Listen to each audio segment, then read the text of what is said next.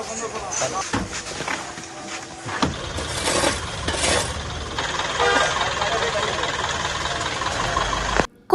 পশুর বর্জ্যসহ শহরত অন্যান্য প্লাস্টিক বর্জ্য অপসারণত বিশেষ পরিচ্ছন্নতা কার্যক্রম গ্রহণ করছে চট্টগ্রাম সিটি কর্পোরেশন। নগরে পরিচ্ছন্ন বাসযোগ্য রাখতে তারা নিয়মিত কার্যক্রমের পাশাপাশি বিশেষ লক্ষ্যমাত্রা নির্ধারণ করে মাডানামি।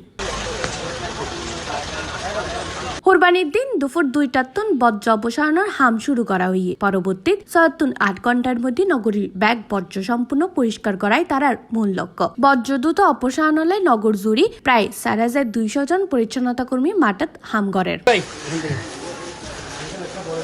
সিটি কর্পোরেশনের তথ্য অনুযায়ী নগরীর প্রতিদিন 3200 মেট্রিক টন বর্জ্য তৈরি হয়। শুধুমাত্র কোরবানির ঈদে প্রায় 10,000 মেট্রিক টন বর্জ্য অপসারণের লক্ষ্য নির্ধারণ করা হয়। বর্জ্য অপসারণে আপনি দেখতে পাচ্ছেন যে নামাজ পড়ার পর থেকে আমি বিভিন্ন জায়গায় যাচ্ছি আমি নিজেই। এখন আমি আমার পশ্চিম বাকলিয়া ওয়ার্ডে আসলাম। এখানে যে ময়লাগুলো ছিল কর্নারে আপনি দেখেছেন ময়লাগুলো স্তূপাকারে রাখা হয়েছে, এগুলো ক্লিন করলাম। এবং এখানে আমি পর্যায়ক্রমে গরু যেখানে জবাই করা হয়েছে সেখানে ক্লটেড ব্লাড যাতে না থাকে সেটা ওয়াশ করে যাতে ক্লিন করা হয় সেই জিনিসটা আমি দেখলাম। এর আগে আমি বাচ্চা মেয়ে রোডে ছিলাম, সেখানেও গরু জবাই করার পরে সেখানে সুন্দর করে সেগুলো ক্লিন করা হয়েছে। এভাবে আমি প্রত্যেকটা ওয়ার্ডে যাচ্ছি এবং আমাদের 2টা থেকে আপনারা জানেন যে আরো ব্যাপক আকারে বর্জ্য অপসারণের কাজ শুরু হবে 41টা ওয়ার্ডে। সেই লক্ষ্যে দুপুর 2টা থেকে 6 ঘন্টায় আমরা বলেছি যে 8টার মধ্যে আমরা সমগ্র চট্টগ্রামের 41টা ওয়ার্ডে আমরা শহরটাকে ক্লিন আপ করব। এই লক্ষ্যে আমরা কাজ করে যাচ্ছি। ইনশাআল্লাহ আমি মনে করি যে আমরা সবাই যদি সচেতন থাকি, এবং আমি লক্ষ্য করেছি এইদিকে যখন চট্টশ্বরী রোড দিয়ে আসার সময়, চকবাজার দিয়ে আসার সময় সবাই মোটামুটিভাবে সচেতন আছে।